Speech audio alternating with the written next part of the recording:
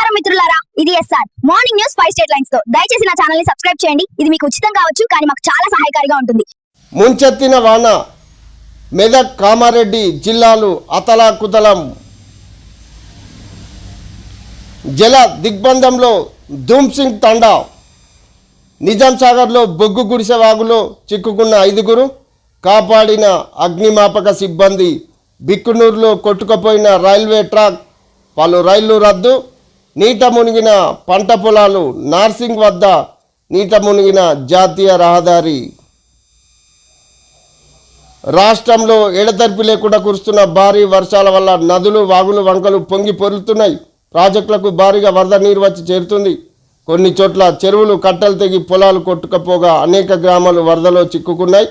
మొన్న రాత్రి నుంచి ఒక కామారెడ్డిలోనే 41 సెంటీమీటర్లకు పైగా వర్షం కురిసినట్లు సమాచారం. పలు రోడ్లు, జాతీయ రహదారులు, రైల్వే ట్రాకులు కొట్టుకుపోయాయి.